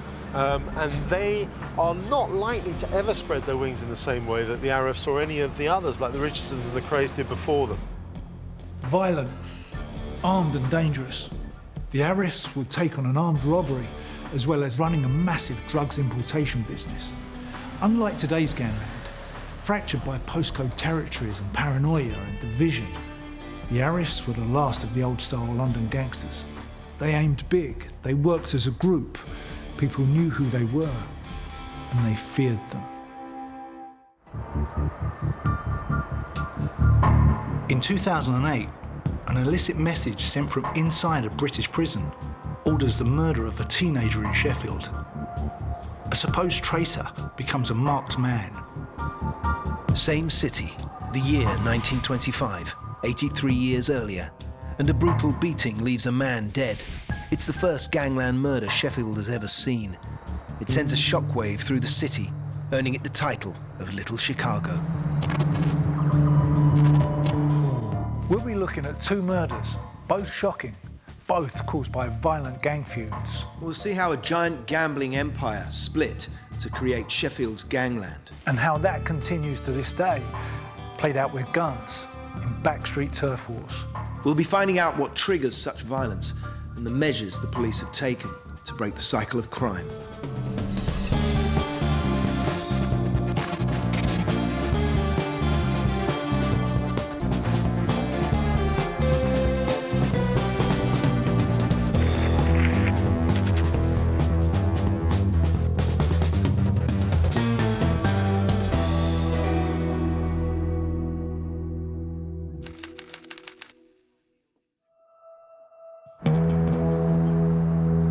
Sheffield may not be the first city that comes to mind when you think of gang crime, but like many parts of the UK, the city has a history of gangs stretching back generations.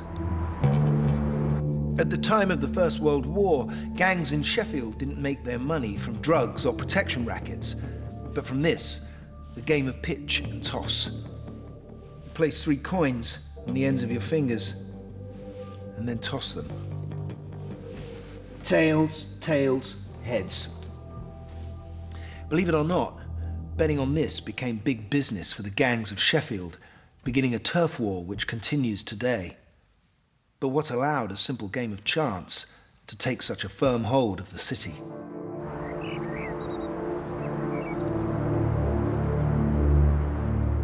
The slums of Sheffield in the 1920s were some of the worst in Great Britain. Even the writer George Orwell said, this was the ugliest town in the world. 15,000 overcrowded back-to-back houses with poor shared sanitation made the city a hellhole. To the working classes without jobs, without prospects, and with very little money, there was just one pastime which provided a dim ray of hope: pitch and toss. It was illegal and controlled by gangs. Well, I've come up here to meet J.P. Bean, who's the sort of local historian, social historian, has written a book about Sheffield gang wars. And I think he's going to tell me a lot about how the early gangs began here in Sheffield, grew out of poverty. And especially a man called George Mooney. JP. Hi, Gary. Yeah, good to meet you. Good to meet You too. How are you doing? Good. So, where is it? Up here. We're on Manor Lane Road. Wonderful. Great graffiti. Original Sheffield art. JP is taking me up to the top of one of the hills overlooking the city. Today it looks more like a golf course or a playing field, but back then it was here that illegal betting took place. This is Sky Edge, an ideal place for pitch and toss, which one of the most simple forms of gambling, but here vast sums were bet. A man called Jack White, who was a publican from Barnsley, was known to regularly bet £50 on one single toss of the coin. Huge sum of money. Huge sum of money. The organisers of the ring took 4 shillings in the pound as a toll. The toller ran the ring. George Mooney here was the toller. So somebody put £1 on, the pound went on the floor as the bet, 4 shillings went in George Mooney's pocket. George Mooney became the leader of a highly profitable organisation. But all gambling outside of horse racing was illegal. Sky Edge was the perfect place. Because it was high, they could have lookouts all the way round to warn of impending visits by the police. I see. They were known as pikers. Piking is a local term for looking. First sign of the police, the whistle would go up, they'd be away. So how many men from the city would be up here, do you think, at one time? 200, 300. In the First World War, it was very, very popular. So there was only one man tossing the coins? The man tossing the coins was known as the tosser. Mooney was the toller, and the ponter, who was armed with a stick, kept order around the ring. It's very theatrical. One guy standing here, hundreds of people surrounding him, he's tossing the coins, people are shouting loudly. Absolutely. And people are over there looking out for the police. And making side bets, as well as shouting loudly, on the outskirts, on the edge there, and all around. And because Sky Edge was such a good vantage point, Mooney's men rarely got caught. And even if they did, the highest fine was only 40 shillings, when it was possible to make £40 in a day. Mooney's empire was making a fortune from miners and steel workers. But when the First World War ended, steel production ceased. Mooney's takings dropped dramatically. George Mooney wanted to keep hold of as much money as he could, so he slimmed down his operation. He got rid of all the scouts and minders, including his top henchman, Sam Garvin. This was a move that would have serious consequences. That all rebounded upon him because Sam Garvin, who organised the park men, the men from the Park District of Sheffield, and they became rivals of the West Bar people led by Mooney. And what was that gang called? The Park Brigade. They were known as the Park Brigade, and they fought back for the right to run the tossing ring, and thus began the Sheffield Gang Wars in April 1923.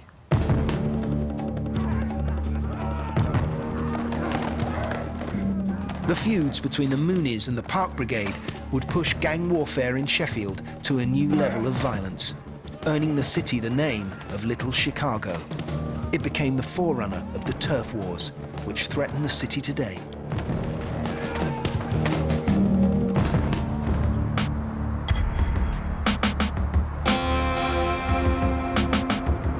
Same city nearly 100 years on, and another gang splits up, creating two opposing and violent groups locked in a bloody vendetta. The gang is called the S3, named after the postcode of the area where they live. The S3 was already a violent gang. It had an ongoing feud with the S4 gang, which led to 3 murders in 18 months. A police dossier chronicled at least 40 occasions in which the two gangs opened fire on each other. But now, a violent rift started within the S3 gang itself.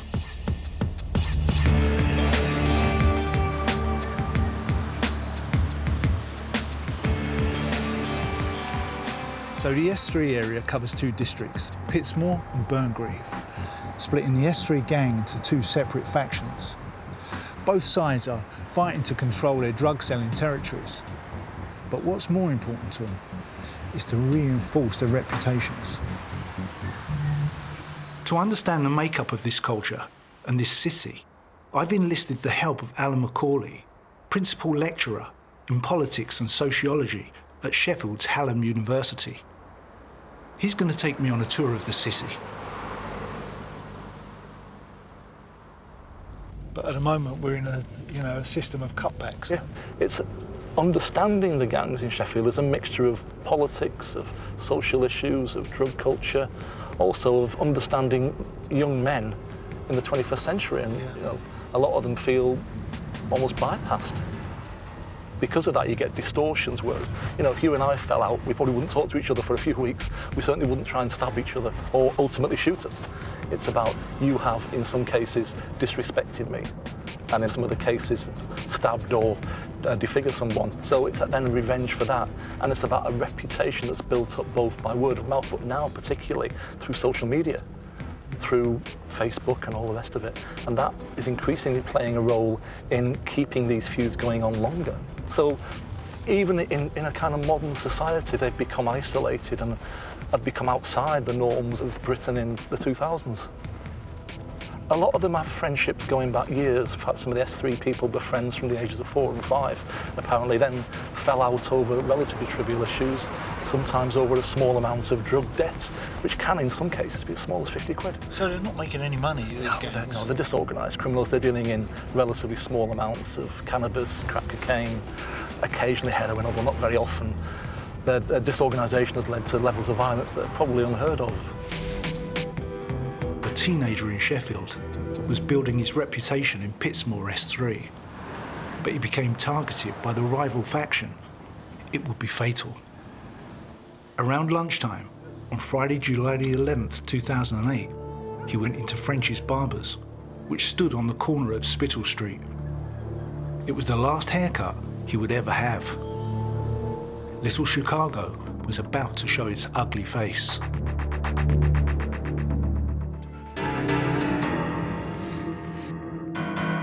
Many disputes begin with a real or perceived breach of street etiquette that slights a gang member's reputation.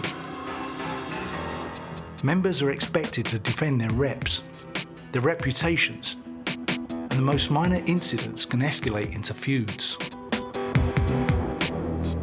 In 2008, the teenager was 17 years old. Gifted, popular, and generous, he came from a respectable middle-class family. But despite his upbringing, he became drawn into the street action of the S3 area.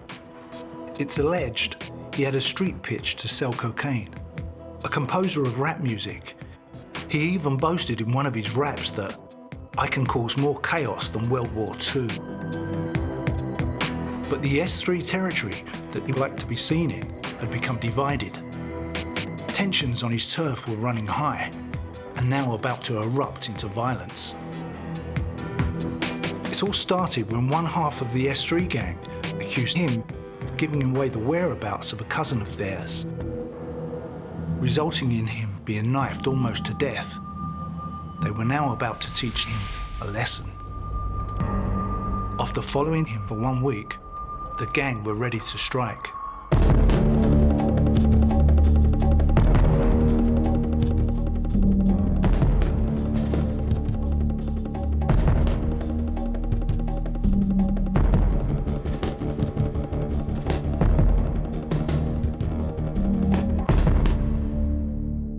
In the early hours of Sunday, the 6th of July, he was ambushed outside his home. Here, he was attacked and webbed, which meant being given a stabbing, 7 times in the legs and lower body. The knife narrowly missed his organs.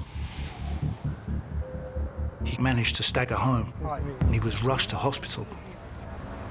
Then, once he'd been treated in hospital for fairly serious injuries, I think he had a perforated liver and things like that, which was pretty bad stuff. Came out after a week, and within a day or so, he was back here in the centre of what is, the area where these gangs operate. Just 3 days after leaving hospital, he was ready to go out and show his face again and rebuild his rep. But this time, he carried a gun for protection.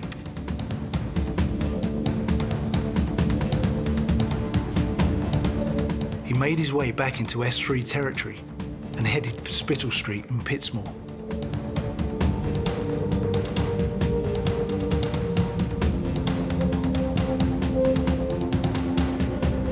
And there was no better way to reinforce his rep than first sharpen up his haircut.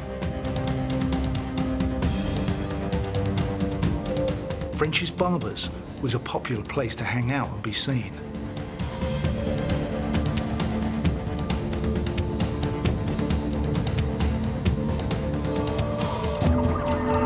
He left the Barbers and was confronted by 3 hooded figures.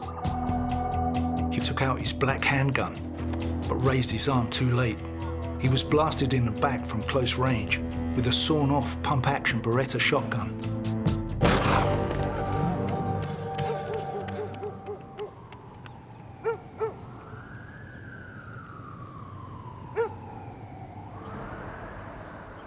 So you were here the day of the murder. Can you tell me what you found when you first got here? Yeah, chaos really. It was completely sealed off by the police. There were officers all around this corner here.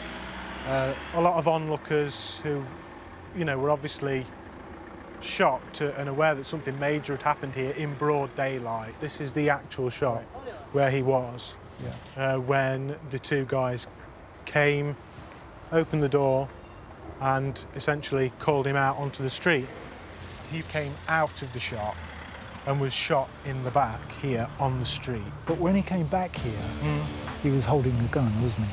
That's right, yeah. He was aware that he was marked in some way and he felt that he needed to have some manner of defending himself. But it's kind of a brazen comment, isn't it, to say, here I am and I'm not going to be pushed away even though I've been stabbed. I think it's the bravado that is endemic in this kind of culture, you know, amongst these kind of lads. They do not want to lose face. And I think that's, you know, his father said, I just wish he could have just let it go. But of course he couldn't, because it was about being out there. You know, he was on the internet making, you know, claims about himself, and he was well known. He was a rapper, all this kind of stuff. And he had a name on the street by that point. And of course, when you live in that culture, you have got to defend that name, I think. And that is what he was doing with the gun in his pocket. He was defending his reputation.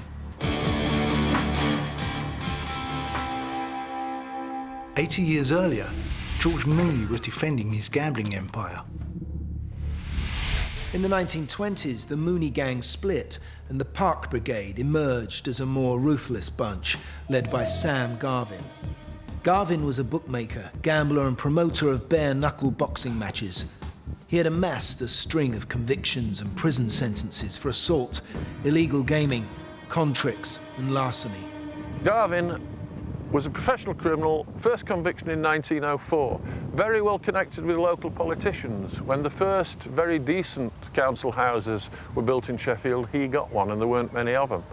In the depths of the Depression, when everybody's living in poverty, he drove a 3-litre Bentley saloon. Garvin's Park Brigade quickly ousted the Moonies and took over control of the pitch and toss. Now the Moonies were out for revenge. A series of violent tit-for-tat attacks followed.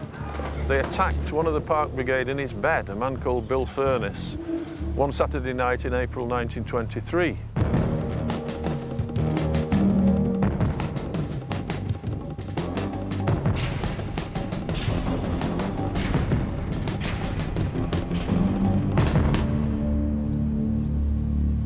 They attacked him with hammers, severely injured him.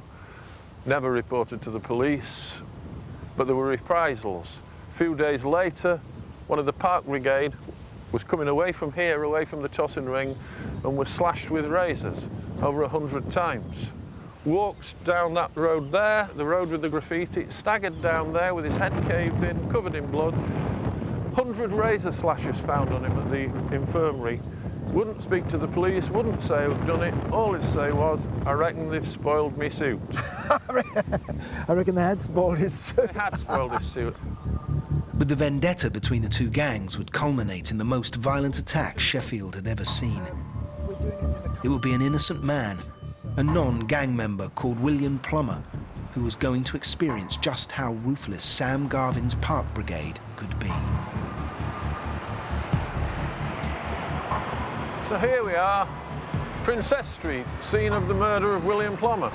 So tell me about William Plummer. Who was he? What did he do? William Plummer was a 34-year-old Scotsman. He'd come to Sheffield after the First World War to work in the steelworks.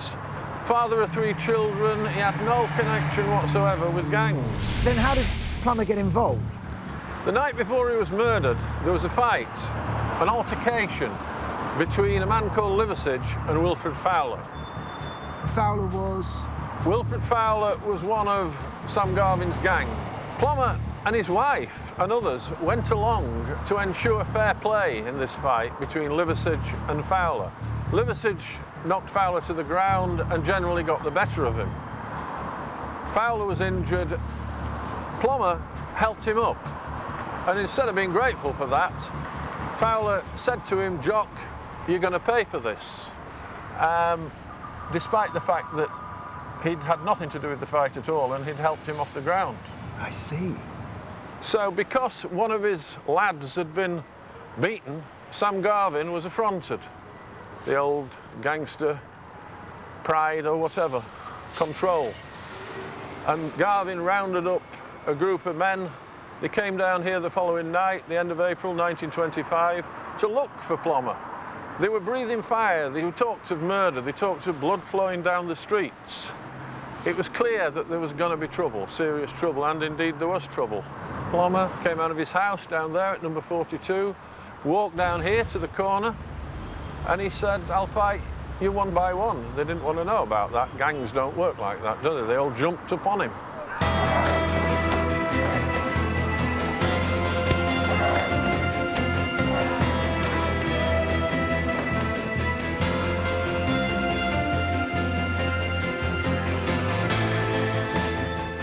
Around 20 of Garvin's men hit Plummer with pokers, koshes, a piece of lead on a string, and this vicious weapon, ironically called a life preserver, a chair leg with nails in it. Although being badly beaten, Plummer managed to crawl back to the house, but as he struggled towards the door, he was then pounded repeatedly with a child's scooter. Plummer had severe head injuries and 2 great wounds resembling bayonet thrusts through his stomach and side. He was taken to the Royal Infirmary, where he died within minutes. There'd been slashings, there'd been shootings, there'd been bludgeonings, but he was the first man to be killed. It was the first murder of the Sheffield gang wars. But it wouldn't be the last. The attack on William Plummer in 1925 was one of the most vicious Sheffield had ever seen. Garvin's gang of up to 20 men, including Wilfred and Lawrence Fowler, had beaten Plummer and killed him. But what of these perpetrators?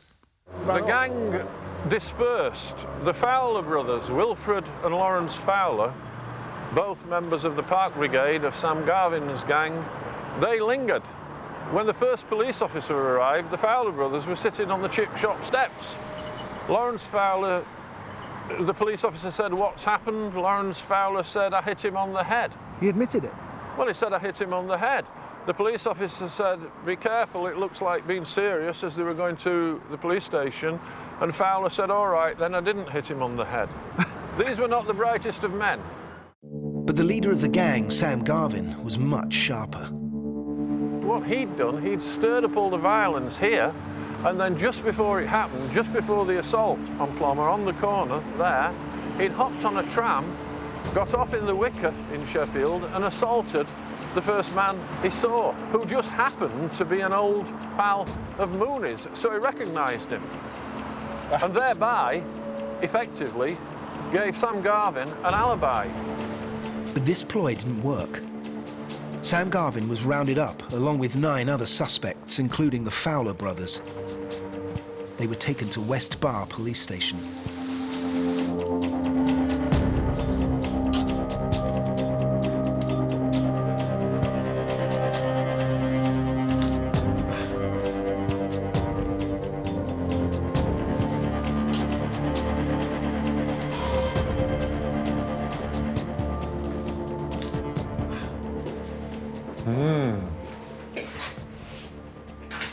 So we're in Sheffield Fire and Police Museum, and this is one of the sort of police cells that the Fowlers would have been brought to after the murder. This is the old West Bar police station, only 100 yards from where George Mooney lived, right in the heart of Mooneyland. And you've got your tiles, the wooden bench on which they slept, a wooden pillow, old blankets. Many times, many gangmen would have been brought here.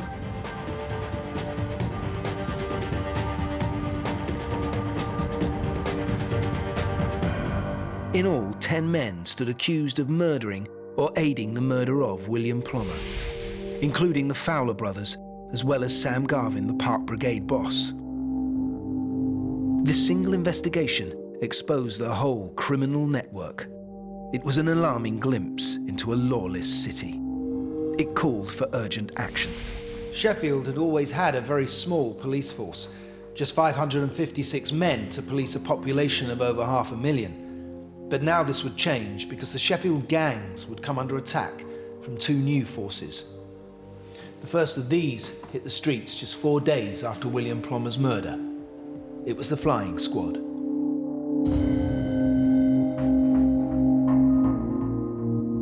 The local authorities were under pressure. They'd been ignoring the issues for a couple of years.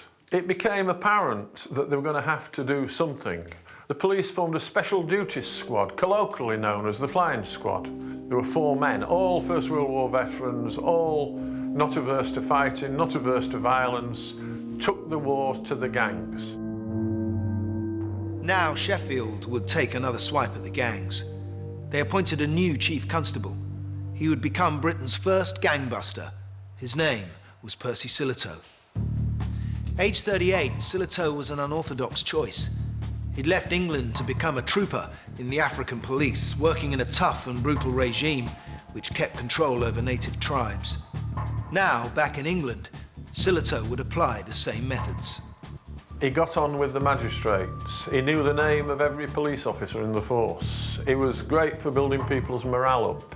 He backed them up to the hilt. No matter what they did, he supported them. They knew that they could go out and take war to the gangs and that the chief constable would be right behind them. So why was this any different to the police force before? They were bigger guys. They were bigger guys, and they went out, they went to publicans and they told them, don't serve gang members. If you serve gang members, we'll oppose your licence.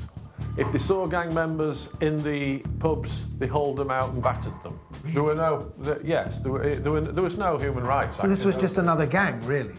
Effectively, they'd be fire with fire, steel with steel, yeah. So do we know any of these characters? There was 6'4" Walter Loxley. Now, Walter Loxley was a bit of a local legend all his life, really, because of what happened in the gang troubles. There was a famous occasion where a defendant was in court accused of assaulting Loxley, but the defendant was far smaller than him and covered in blood and bandages and whatever. And his solicitor said to the magistrate, Your Worships, this should not be a case of assaulting the police, it should be a case of attempted suicide. Sillitoe brought in men like PC Pat Geraghty, who stood 6'5" and could hold 7 tennis balls in one hand.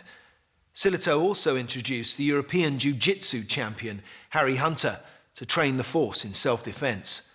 After 7 weeks, each man could deal with 60 methods of attack. The Flying Squad threw people through windows, they threw them through doors without opening them first. They battered people in public view. They took them around the back occasionally, but they didn't take any prisoners if they didn't need to. On one occasion, they battered a guy in a pub and the landlady fainted. This is what Sheffield police were presented with on the afternoon of July the 11th, 2008. A hooded teenager lying in a pool of blood outside a barber's shop, a handgun lying nearby. As if to emphasise the scale of the problem, police in Sheffield said this afternoon that a 17-year-old shot dead at a barber shop yesterday was probably himself carrying a firearm. Did the police pick up any leads or, It was very difficult for the police. People just do not want to assist them with their inquiries. They just find themselves up against a brick wall, essentially, a lot of the time. Things just close down, But then the police got a break, which changed the momentum of their inquiry. The investigation began to make progress. A shotgun was found near the barber's shop hidden in Oscarthorpe Park. It was later proved to be the murder weapon. Eventually, witnesses came forward and named the gang members. But the real breakthrough came when they discovered that one of the gang had a cousin in East Yorkshire, in the Wolds prison. The police realised that, there was some communication between this guy in prison and the guys on the outside. How did they establish that? I think it was essentially they started to look at cell site analysis, which is where the police check where a phone has been at a certain time, and they can then check which phone that phone is calling. So they were able to check the phones of the guys on the outside and realise there was a pattern of calls to this particular number. Who were the guys that were speaking? There was a guy inside, Nigel Ramsey, who was known on the street before he was convicted and sent to prison as the General. He had a cousin outside, Denzel Ramsey. They were exchanging phone calls. Nigel Ramsey had a mobile phone inside his cell at the Wolds prison. It's been estimated that there's a mobile phone, SIM card and phone charger for every 10 inmates across Britain. In one survey conducted in 2009, around 4,000 mobile phones and SIM cards were found. They're smuggled inside in numerous ways, in the soles of trainers like these, in milk cartons, in books, washing powder, even in food. You name it, it's been done. How would he have got that? It's thought that it was smuggled in on somebody or thrown over a wall and picked up. So Nigel Ramsey, the General, sanctioned the killing. That's right. It's thought that he decided that because of his treachery, he would have to be killed. Issued the order over his mobile phone from prison, and that was that. In 2008, one cell at Wolds Prison in East Yorkshire was occupied by Nigel Ramsey, known as the General. He was one of the leaders of the rival S3 gang in Sheffield. Ramsey had been sent to prison for armed robbery and holding up a post office. But this didn't prevent him from organising the murder of a teenager in Sheffield. Just over 1 year after, the case came to trial at Sheffield Crown Court. What was the atmosphere like around the trial?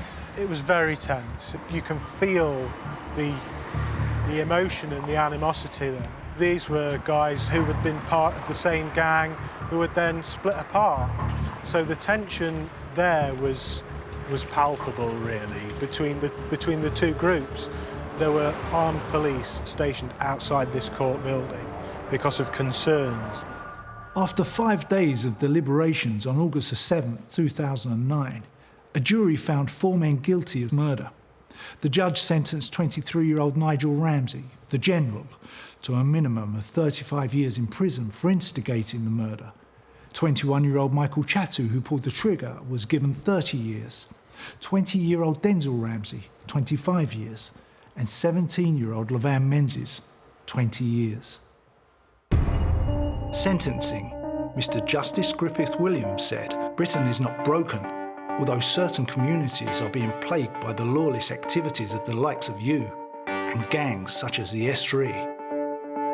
I make it clear that to protect them, the full rigour of the law must be brought to bear, and rogues like you must be brought to book. 2 members of the gang laughed and joked with each other as the sentences were handed down.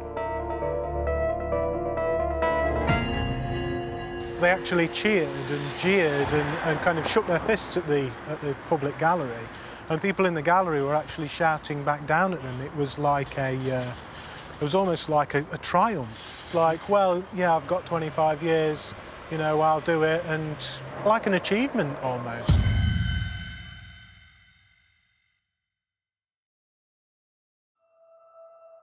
In the late 1920s, gang warfare in Sheffield had caught national attention. The murder of William Plummer had shocked the nation. Over 8,000 people attended his funeral. They were visibly protesting against the violence that was plaguing their streets. The murder trial of William Plummer's attackers opened on Tuesday, July the 28th, 1925. 10 men stood accused of William Plummer's murder. The crucial issue was who had struck the fatal blow. The bayonet wound Plummer received had killed him, and although the bayonet was never found, Wilfred Fowler was seen jabbing Plummer with it. There were 80 witnesses in all, 50 who'd been at the scene, another 30 of medical, forensics, whatever people. All travelled over to Leeds for 4 days, 4-day trial before Mr. Justice Finlay, And at the end of it, Wilfred and Lawrence Fowler were found guilty of murder. 3 other men were found guilty of manslaughter and got penal servitude. It's hard to imagine because they were all involved in the beating of this man, and yet only 2 of them get found guilty of murder. A handful, literally a handful of all the witnesses said they saw Wilfred Fowler with a bayonet. Others said they'd seen Lawrence Fowler hitting Plummer with a truncheon. They were the 2 key ones in the whole melee, I guess. After the trial, both Wilfred and Lawrence Fowler were sentenced to death by hanging. Although Sam Garvin, the leader of the Park Brigade, was not involved in Plummer's murder, he did assault a man when he tried to create his alibi, and for that he got 20 months. But what happened to his arch-rival, George Mooney? George Mooney went to jail for biting a man's ear off on a train coming back from a race meeting. Hungry, I guess. Yeah. It's on an ear diet. Right. Several of the other principals in both the old Mooney gang and the more recent Park Brigade were in jail. So even before the Second World War started, they were all dissipated? It was all done and dusted by 1927.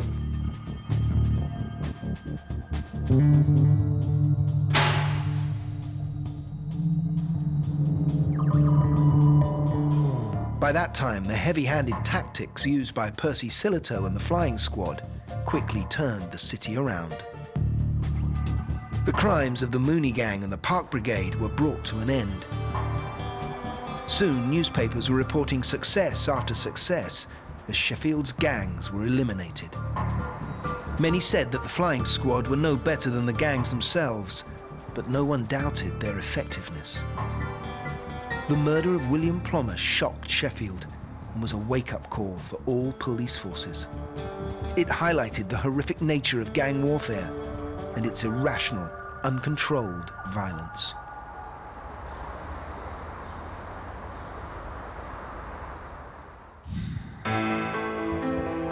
That same horror confronted the teenager's family in 2008. Our son used to have lots of friends, and his main mistake was that he trusted some of those who he should not have trusted. They handed him the death sentence, and for his family and friends, the life sentence. It's such a waste of young life, thrown away all because of dented pride. I want to find out if Sheffield is going to be able to solve this deep-rooted problem.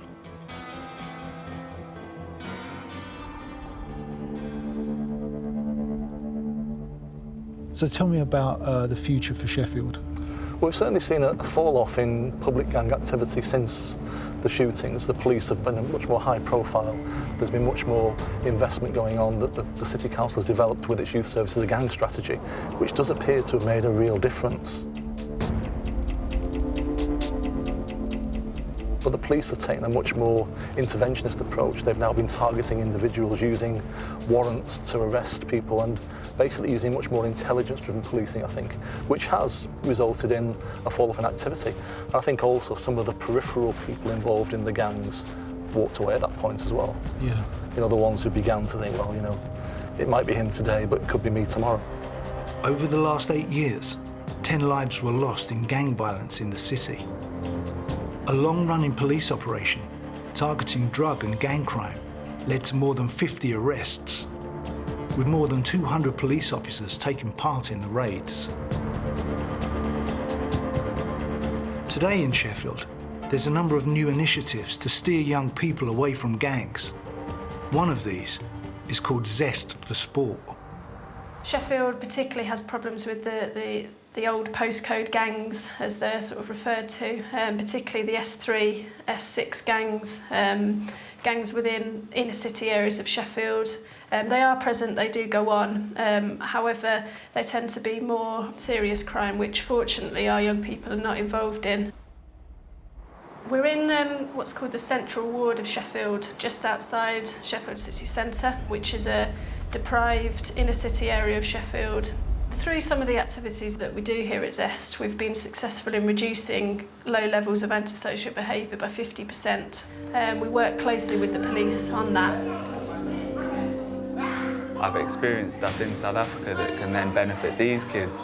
They've asked me a lot about my experiences and tried to compare gang culture, like how kids respond to sport in South Africa, how, you know, how culturally it's different. And I think that, you know, it's important for them to learn about that aspect as well, and to realise, you know, the great opportunity they have at Zest, because I've worked with gangs on the streets, I've worked in South Africa, I've worked in extreme poverty, and I've seen how much things can mean to people. And I think before that time that I told them, it was as though they'd taken off, you know, their tinted glasses and realised, oh, actually. The centre aims to provide a base for young people to come together rather than be divided by race, culture or class. And more importantly in this city, to break down the borders that exist between different areas and territories. We work together to break down the barriers so that young people can feel that they can leave their sort of territory areas and go into other areas and feel safe to do so. Young people like to affiliate with a group, and that can be in a positive way, and it can lead, unfortunately, to in a negative way. But I think more and more young people aren't given the opportunity that they need and that they crave. In very few communities do they have a place to go that's safe, that they can access. Unfortunately, young people are being forced to grow up very quickly, which is very difficult on them. It's a huge amount of pressure now to be a young person.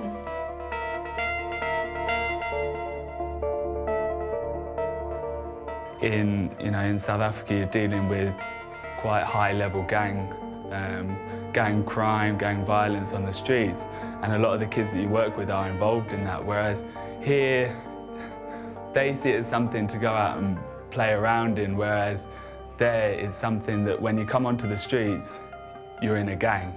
You know, you have to choose, whereas here, kids have choices, and that's what I try and tell them. You know, I say to them, you've got education, you've got a family at home, you've got all these, you know, brilliant activities to get involved with, and still some people stand there and say, well, I want more. And I think that that's where they need educating in terms of, you know, the vast opportunities that are available to them.